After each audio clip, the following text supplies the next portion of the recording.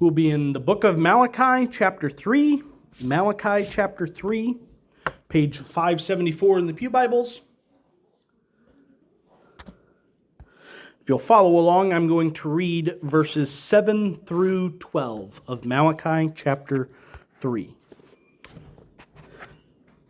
Malachi says to Israel, "Even from the days of your fathers, you are gone away from mine ordinances and have not kept them. Return unto me, and I will return unto you, saith the Lord of hosts. But ye say, wherein shall we return?" Malachi responds and says this, "Will a man rob God? Yet ye have robbed me. But ye say, wherein have we robbed thee?" And the response is in tithes and offerings. "Ye are cursed with a curse, for ye have robbed me, even this whole nation." Verse 10, "Bring ye all the tithes into the storehouse, that there may be meat in mine house, and prove me now herewith, saith the Lord of hosts, if I will not open you the windows of heaven, and pour you out a blessing, that there shall not be room enough to receive it. And I will rebuke the devourer for your sakes, and he shall not destroy the fruits of your ground, neither shall your vine cast her fruit before the time of the field, saith the Lord of hosts. And all nations shall call you blessed, for ye shall be a delightsome land, saith the Lord of hosts." This is probably the most familiar passage in Malachi. Probably the one that gets preached on the most, even though I would say there's often a gap of understanding that is missed.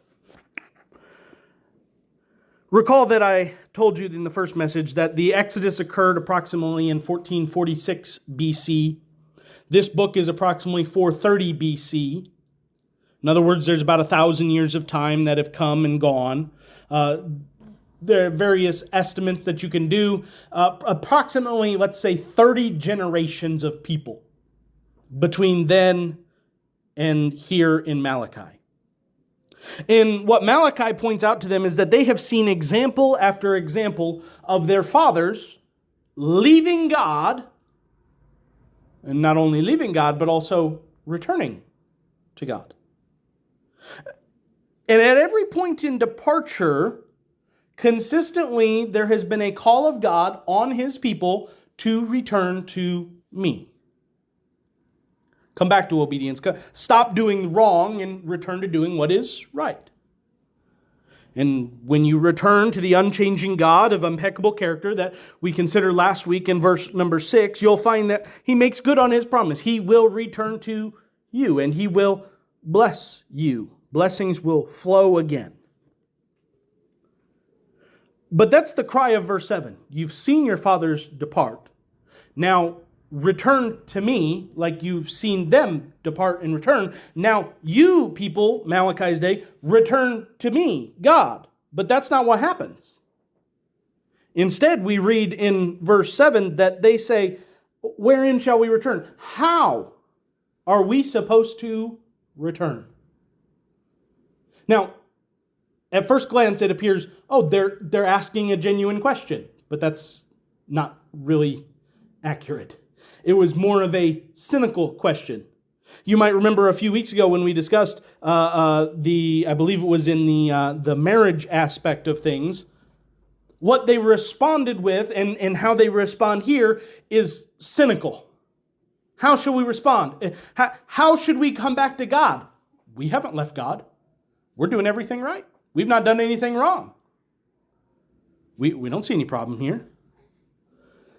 It's kind of like trying to tell a kid, this is not one of our kids' rooms, to be clear, but it's like trying to tell a kid, you need to clean your room. You got clothes all over the floor, you got plates and bowls on the desk, you got all sorts of stuff everywhere, trash on the ground, the bed hasn't been made in a week, and you tell them to clean their room, and they look at you and they say, why? It's not dirty. What? I see no. This looks fine to me. That's kind of in a synopsis what Israel is doing here with God. You're like, why would we come back to you? We see no problem with what's going on. It's an incredibly dangerous spot that Israel is in. Because they're back living in Jerusalem again. The temple is up and running. They're doing all sorts of religious things. And yet they cannot see how far separated they are from God. And they look around and say, I don't know what you're talking about, God. It looks fine to me. All is going well on our behalf, we think.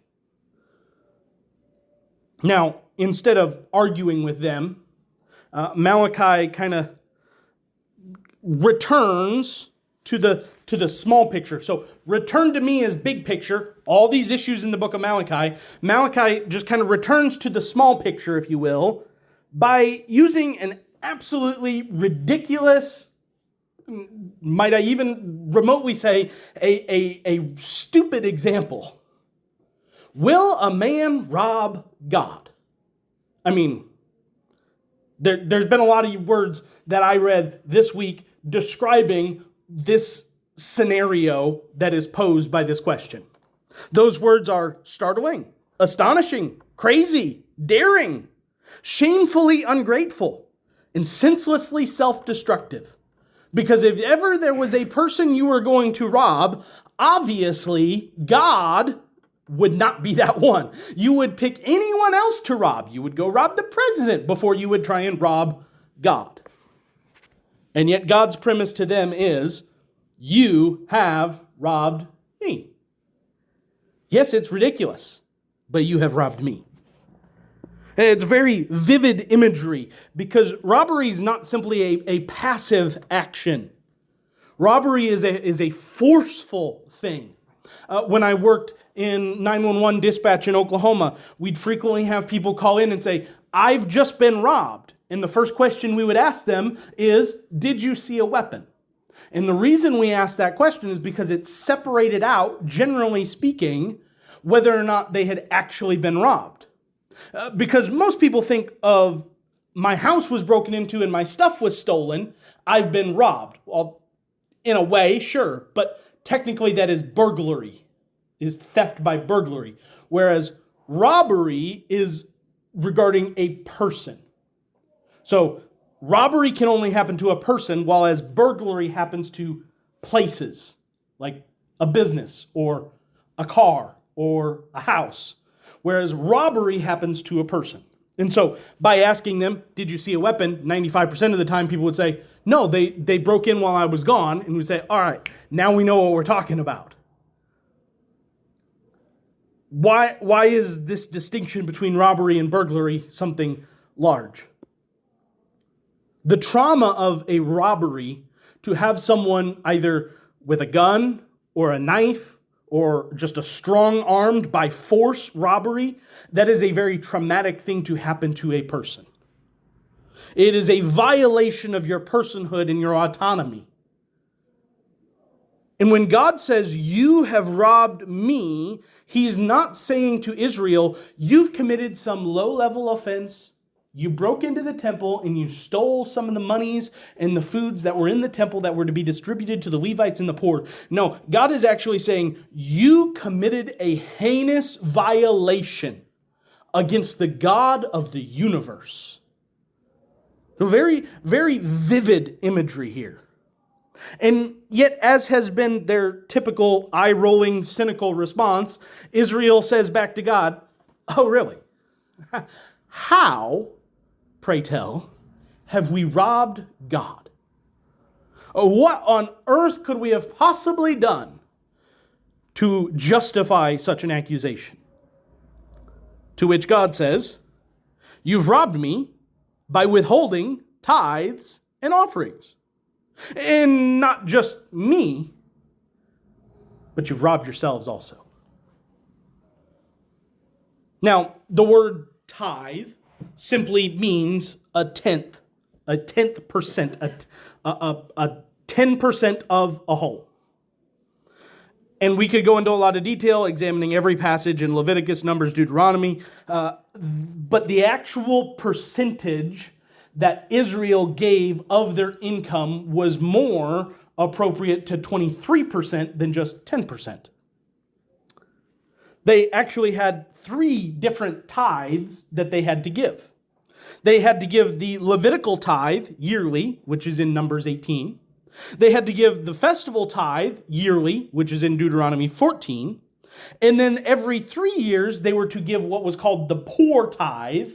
And that's also in Deuteronomy 14. And so if you split that 10% every 3 years out, you get 3.3%. So every year, they're giving about 23% to tithes and offerings.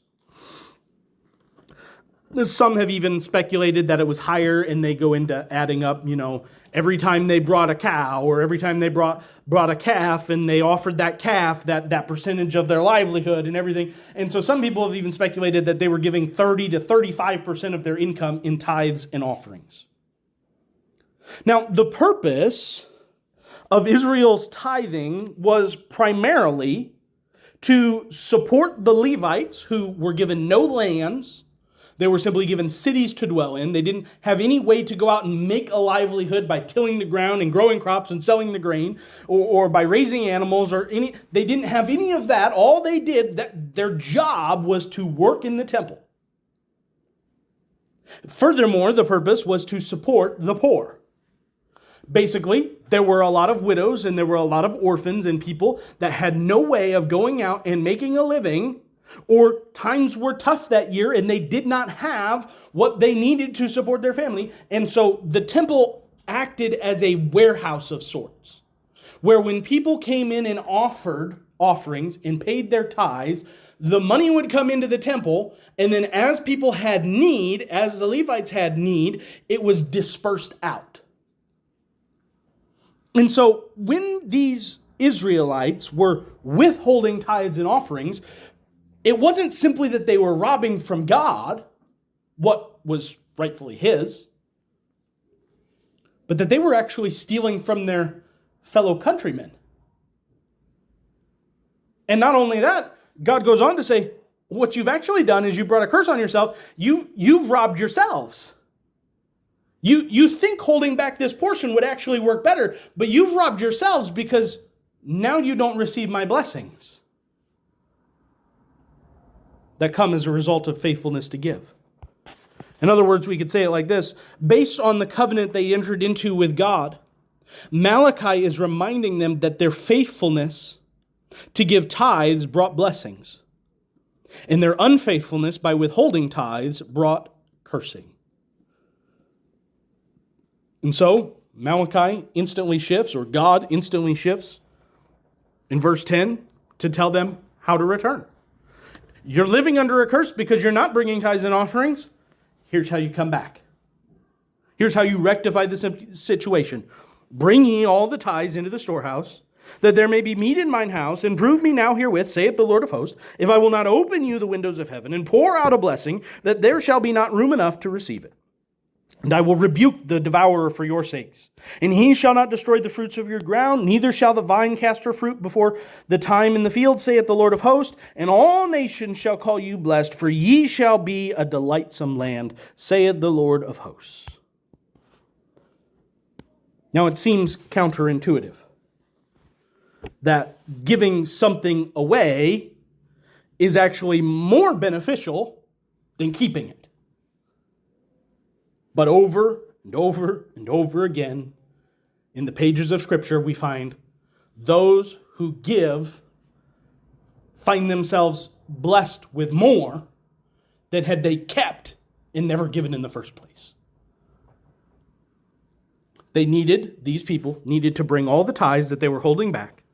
This would then fill up the temple, which would then be dispersed to the priest as they needed, which would then, solve the problem of feeding the poor. Now, it's obviously interrelated because if you remember back when we talked about the priest and them sacrificing illegitimate animals, well, part of it comes down to this. The people were bringing illegitimate tithes and offerings and less than, and so the priests were in a precarious situation where they're like, well, we don't want to accept this animal, but if we don't sacrifice this animal, then we don't have anything to feed our family. And so they were in a strait betwixt two, if you will, as the writer would put it. And they had to decide, what are we going to do? And of course, they chose wrong. They should have said, no, we will honor God's command to only bring these pure, spotless animals and trust that God will somehow provide for us rather than accepting the bad things so that they could provide themselves. But not only is this a command, bring the tithes in the storehouse, it's actually a test. It's an invitation of God for them to experience the faithfulness of God. In other words, trust God with their needs. Would they trust God with their needs by bringing what they felt they couldn't afford and give that to God and expect God to come through by fulfilling and filling up and even overflowing their needs with a blessing? Now, the culture of that day was very agrarian. They didn't, yes, they used money, coins primarily, but the financial system was more in tangible goods, such as wheats and grains and animals and such of the like. And so the blessing was not necessarily God's promise, I'm going to fill your pockets with so much money, you're not going to have any place to put them, but more so along the lines of, I will bless you with the things that you need to sustain your life, and even with things that transcend life itself. Maybe the most unique aspect of the promise comes in verse 12, where the promise is that the world around them would notice God's blessing on them. And they would be called blessed. Which here means that the world would look at them and say, see, this word blessed, it means living in a right manner. Is the sense that this word carries in this verse. In other words, the world would look at them and they'd see Israel and they'd say, see, those people there are doing it right. Those people are living rightly. This is unbelievers, people that don't believe in God, looking at Israel and say, yeah, they're doing something right over there. Why? Because their land would be delightsome. It would be joyful. It would be full of joy. In other words, God wanted to shift their perspective. In other words, get your eyes off the money and get your eyes on the blessings. You think money is everything, and I'm telling you, give it away and you'll find out it was nothing. I know that's hard to say in our world. And don't get me wrong, I understand. Money certainly has its place in our world. But all too often we look to money to lift our mood, to make life pleasant, to buy us moments of happiness, and only joy can fill our soul. Only the joy of the Lord can make our life complete. Money may make us enviable, but an attitude of joy will make us desirable. So, what might we walk away with here? The first question we should ask ourselves is, of course, am I robbing God? While it's of course true, Israel was commanded to tithe 23% or give 23%. The rather consistent theme of the Bible is not regarding specific percentages. Before and even after Israel, there is a practice that we call giving. And even their tithes were giving. Occasionally, we have specific percentages. You go to Genesis, you'll find Abraham. He gave a tenth of all that he had to Melchizedek. But when you get to other people, sometimes you'll run into people like Barnabas in Acts 4. And he had a piece of land that he sold, and what did he do? He said, here's all of it. Here's every penny from it. And of course, that follows with the story of Ananias and Sapphira, who are like, all right, we got a good idea here. We're going to sell a piece of land. We're going to take half of it and give it and say, hey, this is all of it, and we're going to keep half to ourselves. And of course, that didn't work out very well in their favor. But that's a story for another day.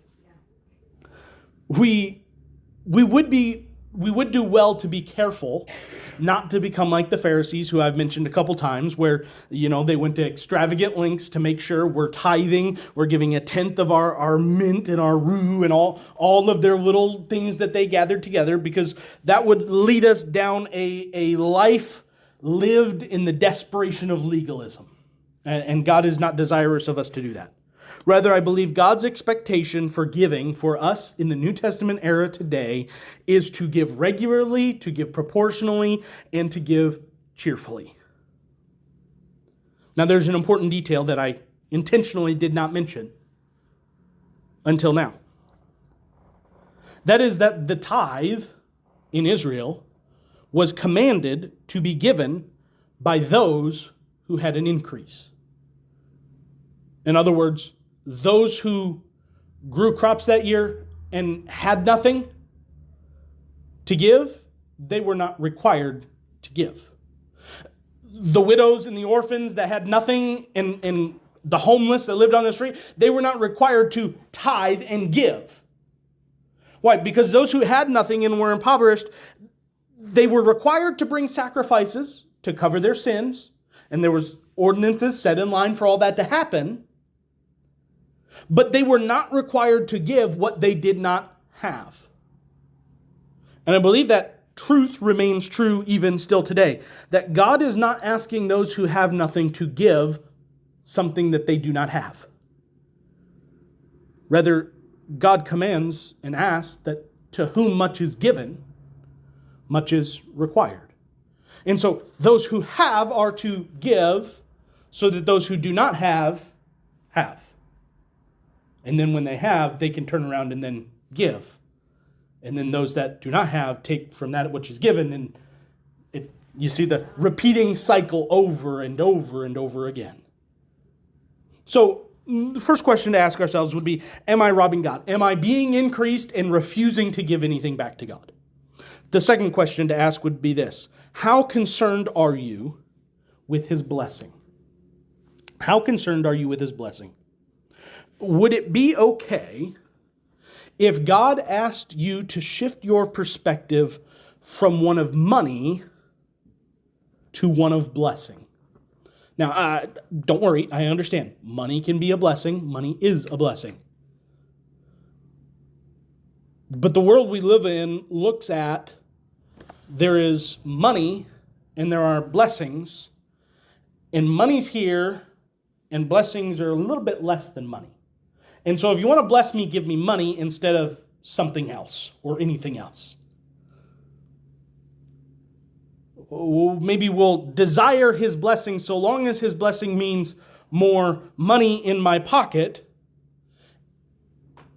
instead of being concerned with, well, He's blessed me with health, and He's blessed me with kids, and He's blessed me with a spouse, and He's blessed me with an education, and He's blessed me with a home and with food, and go on all the way down the list that we could go on and on and on about His blessings. But all too often we look at all those things as inferior to money. One author discussed this shift toward blessing as experiencing, enjoying, and extending the goodness of God in your life. After all, you can have money and not be blessed. You can be wealthy and have no joy or peace. And I think that's becoming all the more true in the world we live in today. And so the question is, would I rather have just a little bit more money in my hand, or would I rather have lasting, eternal blessings? A third application. Do you want to be a receiver or a giver? It's not recorded in the Gospels, but Luke in Acts 20 quotes Paul, one of the statements and Paul says there in Acts 20 that this is one of the statements that Jesus made. It is more blessed to give than receive. And I know you've heard it probably 1,000 times before. It's a truth worth repeating.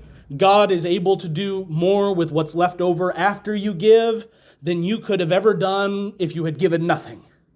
I know that has been the case in my life. And when we shift from a mindset of getting and keeping to a mindset of getting and giving, we actually embody the truth of the gospel itself. Because Jesus in his humanity was the perfect example of keeping the law spotlessly and sinlessly.